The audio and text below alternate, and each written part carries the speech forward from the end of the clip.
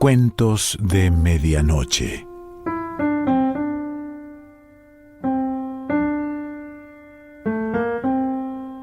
El cuento de hoy se titula Notas para un perfil de Tinder y pertenece a Patricio Pron.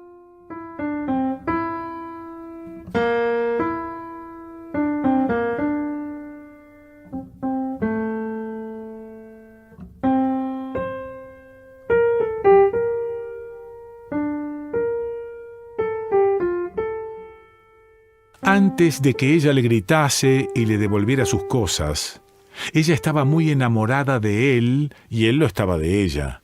En realidad, él estaba enamorado de ella desde el primer instante, desde aquella noche en la que había entrado a la sala de estar en la que se celebrara un cumpleaños y la había visto al fondo, recostada contra una pared, rodeada de hombres que la cortejaban por turnos y, sin embargo, ausente, ocupada solo en extraer del fondo de su copa algo parecido a un mensaje o a una premonición. En el recuerdo de él, la sala estaba caldeada y el aire tenía una consistencia viscosa. Llegar hasta ella había sido, recordaba, como nadar contra la corriente a través de papilla para bebés y gelatina con grumos.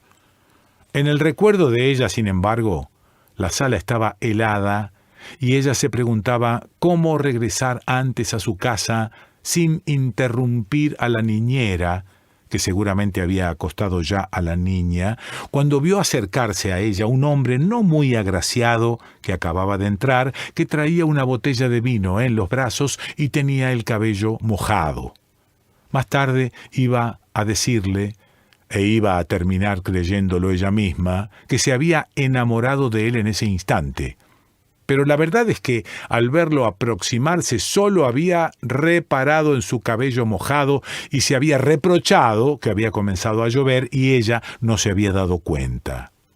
Solo se había enamorado de él tiempo después, sorteando las dificultades propias de la diferencia de temperamentos, de la forma en que él hablaba de su exmujer cuando estaba nervioso o había tenido un mal día y del hecho que, a menudo, cuando la abrazaba, solía enganchársele su cabello en las mangas o en los dedos y le tiraba de él sin quererlo. A él ella le gustaba, sin ninguno de estos condicionantes y objeciones. Se había enamorado de ella, a pesar de la niña y de la incomodidad de los escasos encuentros que ella y él podían permitirse, siempre a horas imprevistas y siempre en la proximidad de un teléfono móvil y de un reloj, calcos negativos de los horarios de la niña que eran inflexibles y no admitían cambios. A la niña la había visto por primera vez en una ocasión en que el coche de ella se había estropeado y ella le había pedido que la llevase a buscar a la niña a casa de su padre. Él no había bajado del coche, ella había entrado a la casa y había salido rápidamente de ella con la niña en brazos, como en esas películas de catástrofes en las que los personajes abandonan un edificio en llamas.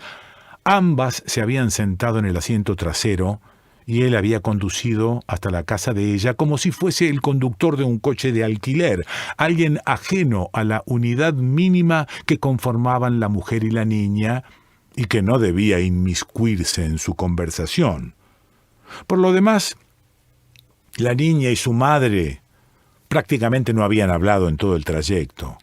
Pero a él le había parecido que la niña era tan inteligente como su madre decía cuando al llegar a la casa le había dicho: «Ahora puedes besar a mi madre si quieres». Él había sonreído y había aproximado su rostro al de ella ofreciéndole los labios, pero la mujer lo había besado en las mejillas y había entrado en la casa con la niña sin invitarlo a que las acompañase. Él creía que ella creía que él no quería verse estampado tan rápidamente en una familia. Ella creía que él creía que ella creía que a él no le gustaba la niña. Ninguno de los dos tenía razón, a su manera y de distinto modo. A pesar de lo cual, ella había ido probando el terreno, permitiéndole pasar más tiempo y más tiempo con la niña, en pequeñas situaciones en las que él la dejaba en la casa o pasaba a buscarla, y de las que la clave era que pareciesen concesiones que ella y no él le hacían al otro. Al principio, él le había llevado dulces, pero la mujer se lo había prohibido. Luego había comenzado, a su pesar, a proveerla de aserrín y alimento para roedores. El padre de la niña le había regalado un hámster, una bestia peluda que a él le repugnaba, pero que ocupaba satisfactoriamente todo el tiempo de la niña. Una vez, mientras la niña lo peinaba, después de que le contase una historia enrevesada sobre un cepillo de dientes que había contado un secreto, él le preguntó si el hámster era macho o hembra. Pero la niña miró el animal que reposaba en la palma de una de sus manos como una extraordinaria mota de polvo y se quedó perpleja, como si nunca hubiese pensado en ello. Sin embargo, creyó comprender en ese momento que se trataba de un macho y que en realidad el animal y su existencia frágil y algo irrelevante eran un mensaje que el ex marido de su novia les había enviado a él, a ella y a la niña, pero especialmente a él, que participaba con el antiguo marido en el juego siempre triste de las masculinidades que se reemplazan unas a otras cuando la situación lo requiere. Un día también, cuando se enteró de que la niña dormía con el hámster en su cama, él le planteó una objeción enérgica. Más tarde, cada vez que venía, él tenía la impresión de que la niña olía como el animal, a papeles viejos, sudor y alimento balanceado para animales pequeños. Aquella noche, cuando lo discutieron, ella se enojó mucho. Al llegar una noche a la casa, sin embargo, ella no estaba lista. El hámster se había perdido y la mujer le pidió que entretuviese a la niña mientras la niñera y ella lo buscaban. Así que él se sentó en cuclillas junto a la niña y comenzó a hablarle.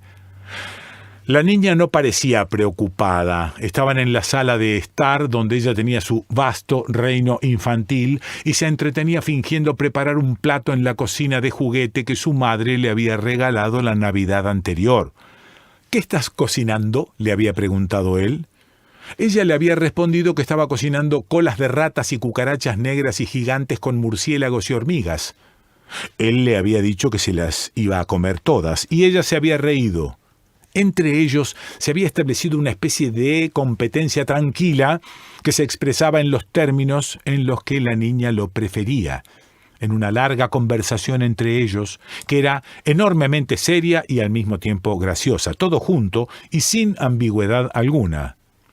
A la sala llegaban los pasos de la madre y de la niñera en el piso superior y los sonidos que hacían para llamar la atención del hámster, unos siseos que él no sabía qué impresión producirían en el roedor si éste los oía.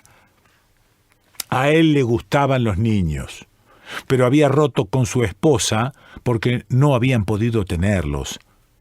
Ella no había sido el problema, aunque algunos amigos de la pareja solían pensar que sí, sino él, su temor a no estar a la altura, a no ser un buen padre. Quienes no tenían hijos no podían entender ese miedo, y quienes los tenían tampoco lo entendían porque estaban inmersos en una experiencia que, de tan aterradora y exigente, excluía cualquier posibilidad de imaginar el miedo. Una especie de autohipnosis consistente en la euforia compartida, los pañales y las llamadas nocturnas al pediatra. A él le gustaban las niñas como ella, ya parcialmente criadas y con una personalidad propia. La niña manipulaba los pequeños utensilios y ollas con una seriedad impostada y canturreaba para ver si los nombres de los ingredientes, él a su lado en cuclillas, los entendía y la veía hacer. «¿Qué quieres ser cuando seas grande?», le preguntó. La niña elevó la vista al cielo un instante, luego resopló. «No sé, pero lo que no quiero es ser como tú», dijo. Él rió. «¿Por qué no?», le preguntó. La niña no lo miró. «Porque tú te vas a morir antes que yo y nadie va a ir a tu entierro», respondió finalmente. Por un instante, Él pensó que la niña sabía algo que él desconocía, algo que veía en el futuro con una clarividencia infantil, o mejor, algo que había notado en él, que sabía que era su miedo más importante desde que su mujer lo dejara.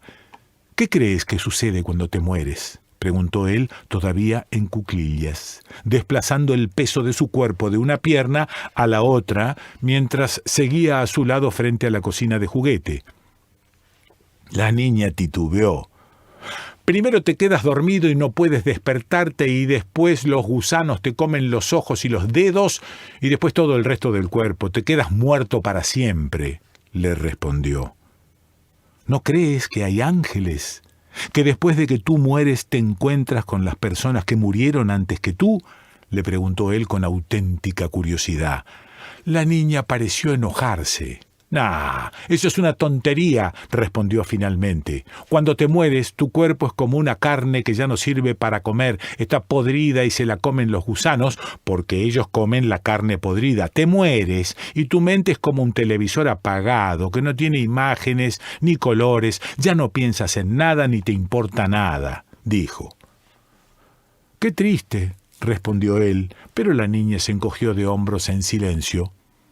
Él se quedó pensando que si no se apresuraban, se quedarían sin la reserva que había hecho en el restaurante, y se dijo, también, que tendrían que terminar comiendo en un bar cualquiera, en que los camareros los despreciasen discretamente.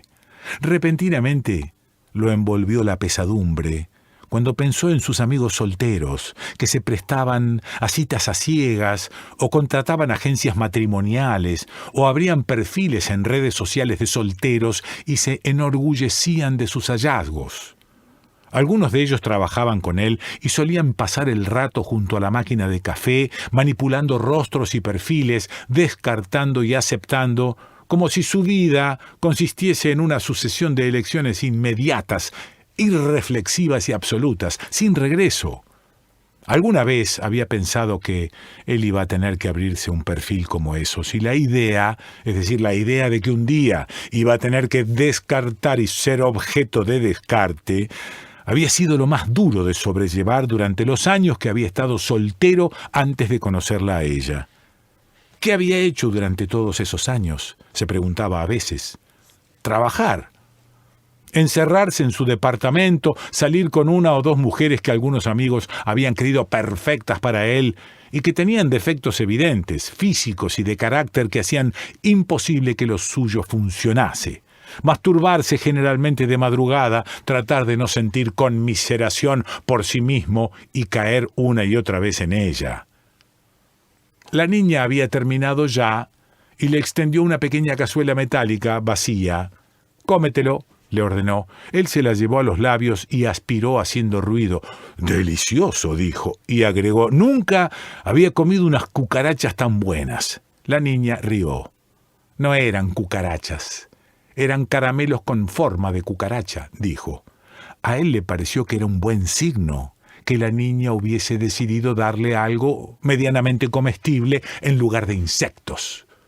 Quizá era el comienzo de algo, de un acuerdo tácito entre ambos, según el cual ella no iba a darle de comer insectos porque los hijos no daban insectos a sus padres.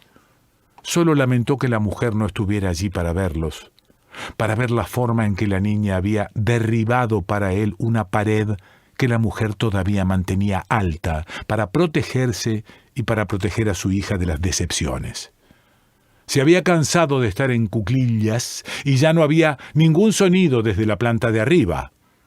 Quizá demasiado precipitadamente, tal vez de forma irresponsable, de forma completamente irresponsable. De hecho, se dejó caer en el sofá y de inmediato percibió el resoplido del almohadón cuando se sentó sobre él y luego un crujido y un chillido ahogado. La niña también escuchó todo ello y se giró rápidamente. Cuando él se puso de pie y levantó el almohadón del sofá y miró debajo, la niña soltó un grito. Su madre y la niñera se precipitaron escaleras abajo en cuanto la escucharon. Una vez más en la cafetería, él le dijo que había sido un accidente. Otra vez, ella, que no olvidaba la discusión que habían tenido sobre el animal y sobre la relación que la niña había establecido con él, no le creyó. A él le pareció que ella nunca había superado el período de prueba, pero también le pareció que, después de aplastar involuntariamente al hámster, no había forma de fingir que él sí lo había pasado o merecía otra oportunidad.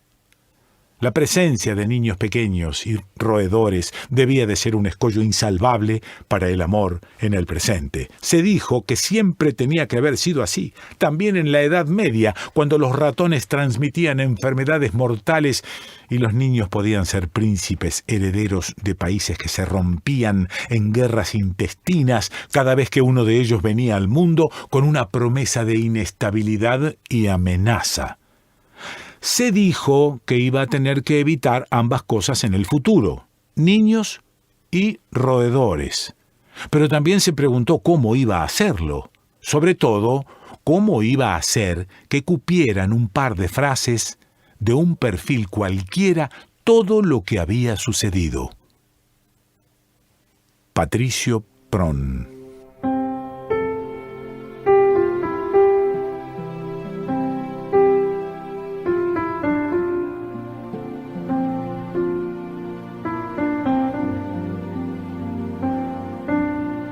Cuentos de medianoche.